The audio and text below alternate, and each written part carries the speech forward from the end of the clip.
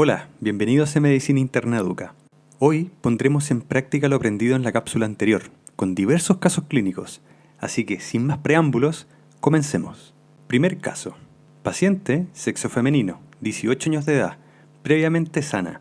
Consulta por un cuadro de 2 meses de astenia y disnea progresiva.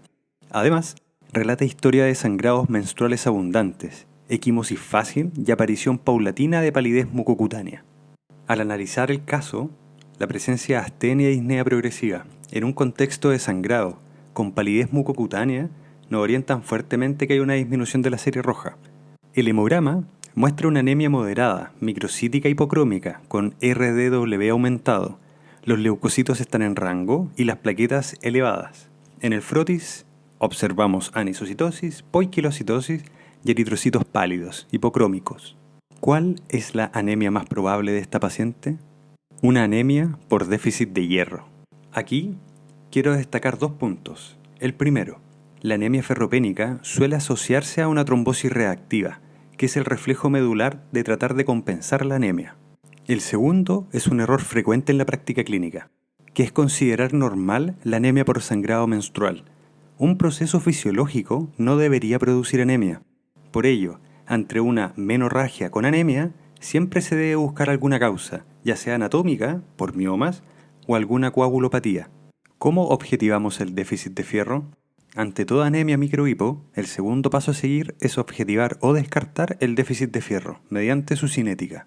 La cinética del fierro funciona de la siguiente forma. El hierro ingerido requiere de un medio ácido para ser absorbido en el duodeno.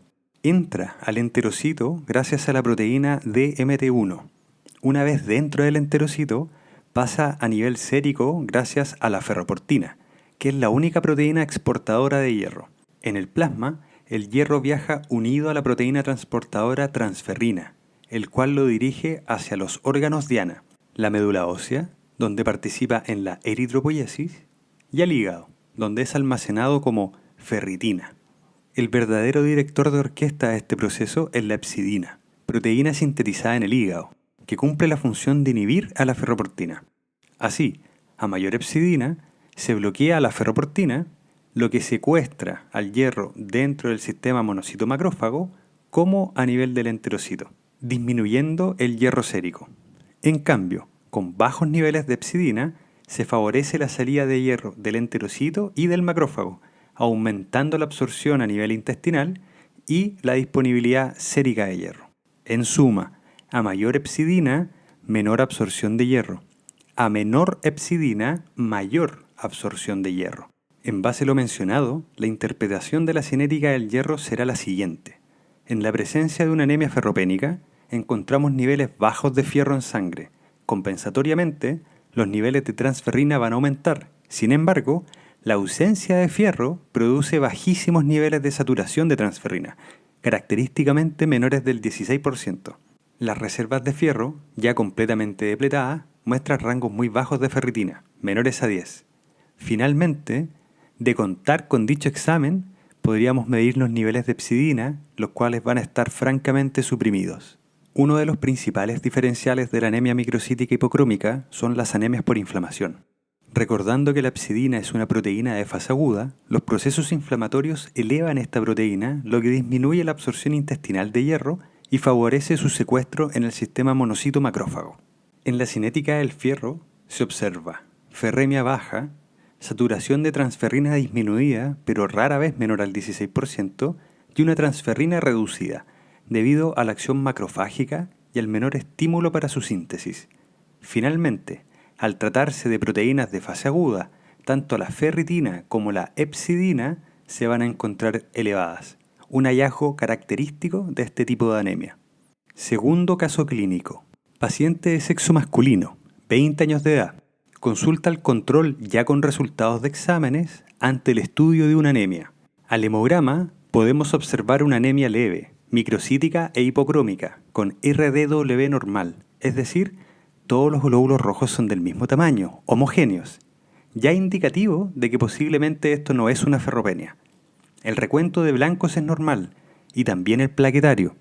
Al frotis se describe microcitosis muy marcada y abundantes dianocitos. Ya por el hemograma, que nos muestra una anemia microcítica, hipocrómica, RDW normal y dianocitos al frotis, sugiere fuertemente una posible talasemia.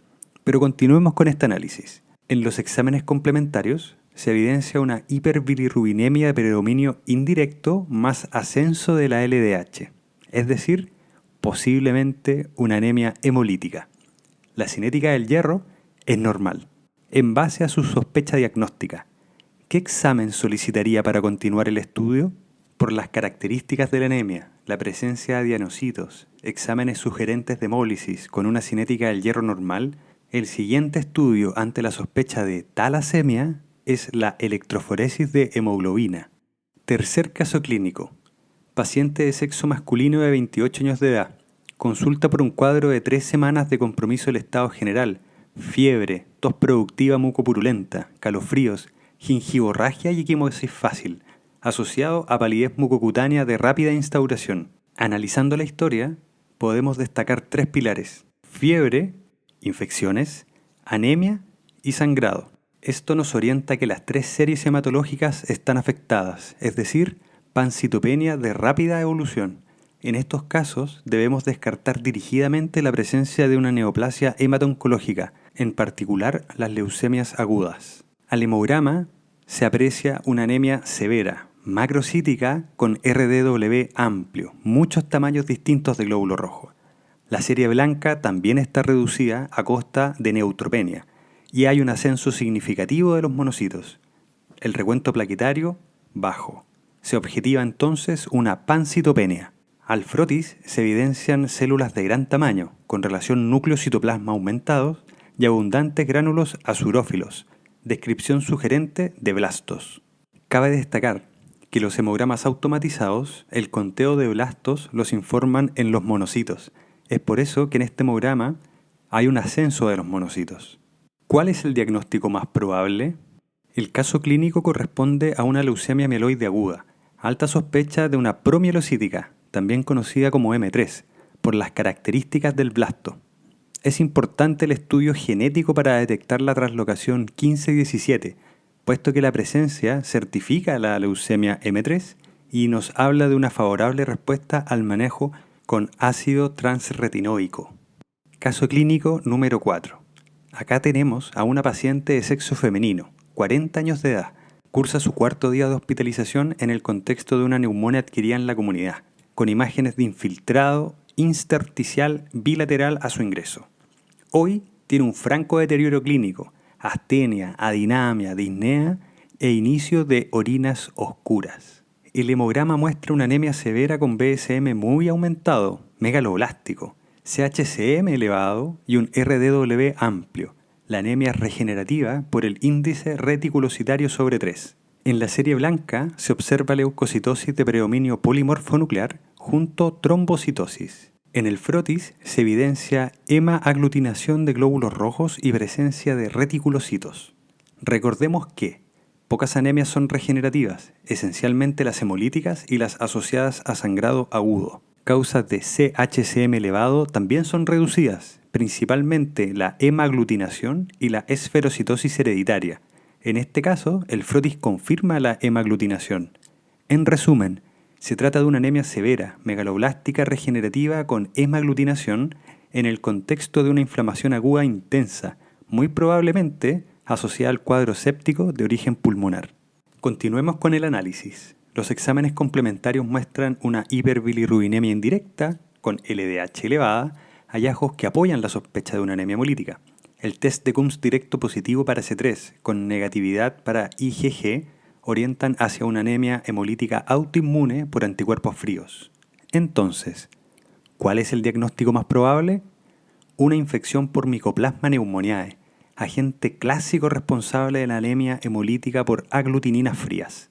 El test de Coombs es un examen que detecta la presencia de inmunoglobulina G o complemento C3 adheridos a la membrana del glóbulo rojo.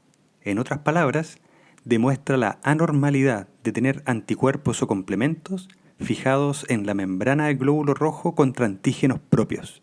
Su positividad se manifiesta como aglutinación y confirma una anemia hemolítica autoinmune, observándose el test de Coombs positivo en el 95% de los casos de anemia hemolítica autoinmune.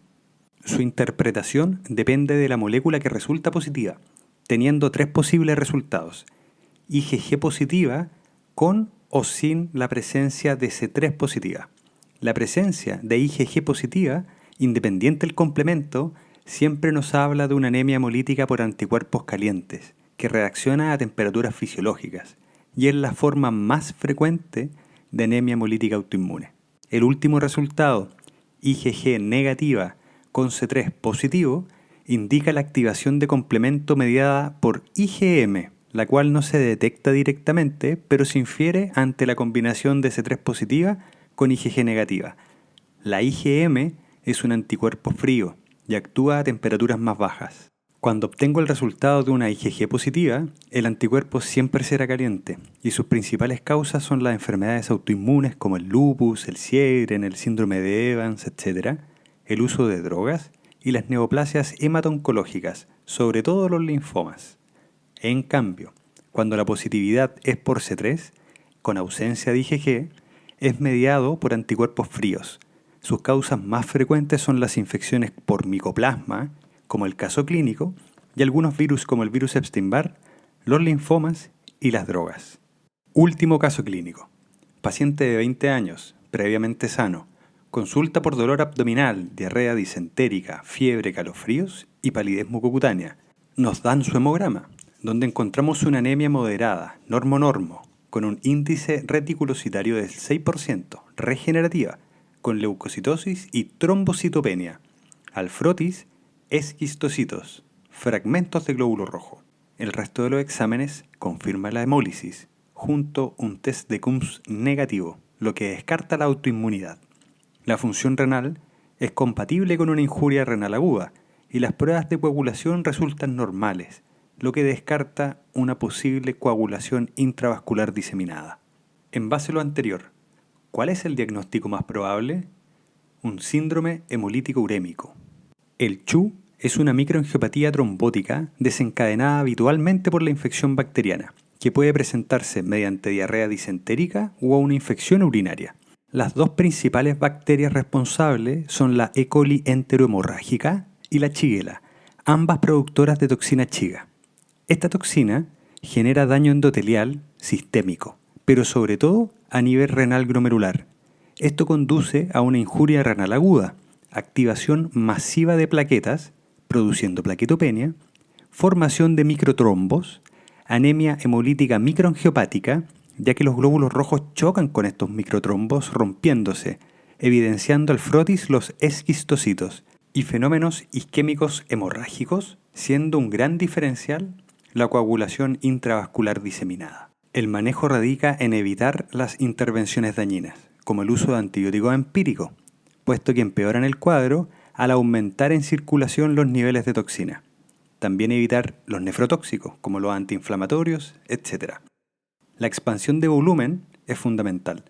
La hipovolemia y la hemoconcentración empeoran el pronóstico. La fluidoterapia con cristaloide endovenoso puede reducir la injuria renal aguda, la estancia hospitalaria y la necesidad de terapia de reemplazo renal.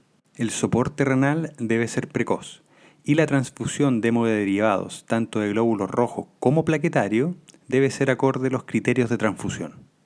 Con esto damos término al análisis de estos 5 casos clínicos.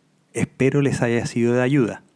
Denle me gusta a este video, suscríbanse al canal, déjame en los comentarios cualquier duda que haya quedado de esta cápsula y díganos qué otra clase les gustaría ver en Medicina Interna Educa.